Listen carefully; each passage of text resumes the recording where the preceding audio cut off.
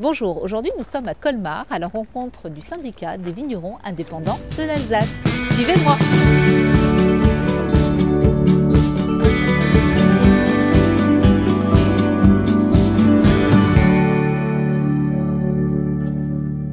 Bonjour Alain. Bonjour Valérie. Merci de nous accueillir au sein des bureaux du Synvira. Soyez la bienvenue. Merci beaucoup. Je souhaiterais qu'on aborde justement les missions de votre fédération, mais également votre point de vue sur les vins d'Alsace. Avec plaisir, venez avec moi. Je vous suis.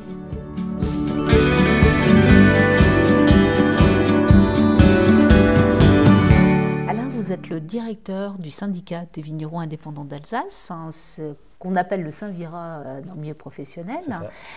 Syndicat qui a été créé en 1971, ça ne date pas d'hier. Quelles sont les missions de ce syndicat? Alors on a plusieurs missions. La première c'est la mission syndicale comme notre nom le fait penser. Donc on défend les intérêts des vignerons indépendants pour pérenniser ces structures familiales en Alsace, à Paris, de plus en plus souvent à Bruxelles, là où se passe la mission extrêmement importante. Absolument, ouais. La mission numéro 2. Alors la mission numéro 2, on est un bureau de service. Ils vous appellent régulièrement. Oui, exactement. Les adhérents nous appellent beaucoup pour des questions, alors essentiellement sur l'administratif et du commercial. C'est-à-dire qu'ils nous appellent pour des questions juridiques, de logistique, etc. Du conseil au quotidien. C'est ça. On est un peu le médecin généraliste du vigneron. Et la mission numéro 3?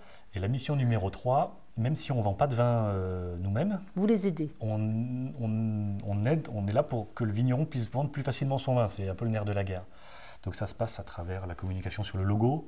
Qui est extrêmement connu. Hein. Oui, il est bien, il travaille depuis plusieurs années, donc ça commence à rentrer dans la tête de 70% du public, pas forcément consommateur de vin, le connaît. Le connaît, donc ça c'est une vraie marque, hein, oui. Reconnue. Oui. En tout cas, également sur les salons qui sont à la fois nombreux, une vraie diversité au niveau de la France, et puis qui sont extrêmement bien fréquentés, mais ça ne s'arrête pas que là. Hein, non, c'est ça, alors tout le monde connaît les salons parce qu'il y en a partout, et c'est quand même des grosses machines. Mais il y a plein d'autres endroits où on peut aider les vignerons à vendre leur vin, sur Internet, sur des tournées professionnelles, des salons pro. Et puis, ce que sait faire le vigneron alsacien depuis longtemps, c'est la vente au caveau. Oui, la fameuse vente directe, mais qu'on appelle plutôt l'onotourisme. Voilà, le terme onotourisme est un peu plus récent, mais... avec des actions que, justement, créées en Alsace. Hein. Ah bah, d'ailleurs, on le revendique, oui, le pique-nique, par exemple... a été repris il y a 10 ans au niveau national, c'est 25 ans qu'on le fait en Alsace.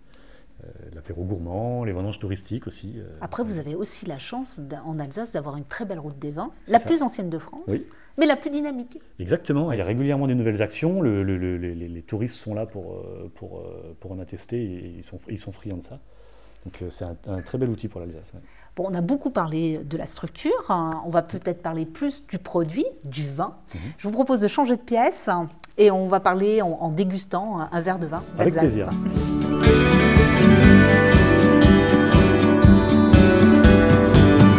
Alors, vous nous avez servi un sylvaner d'un vigneron indépendant. Très bon vigneron. Et justement, parlant de vigneron, combien adhèrent au Synvira? Alors aujourd'hui, on a 440 membres. Ce qui est beaucoup par rapport à la taille du vignoble. Hein. Oui, le vignoble, c'est à peu près 800 metteurs en marché, donc on en représente plus que la moitié. On est très fiers de ce chiffre-là. Ah oui, vous pouvez effectivement être très fiers. Justement, parlant du marché du vin, le vignoble alsacien bouge beaucoup en ce moment. Oui. Il y a l'arrivée des premiers crus, potentiellement le pinot noir qui va être classé sur certains grands crus.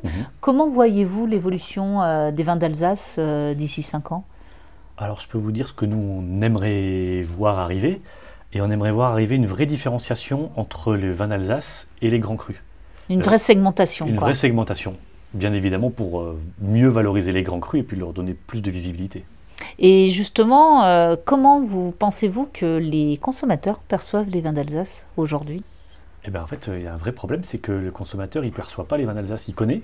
Mais ils nous oublient en fait, parce qu'ils repartent tous avec des vins d'Alsace quand ils viennent faire la route des vins. Ça c'est vrai, mais c'est pour ceux qui viennent nous voir.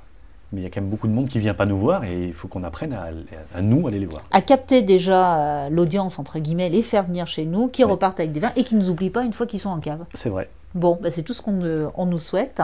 En tout cas, santé Alain, et vous, je vous dis à vos verres et à jeudi prochain.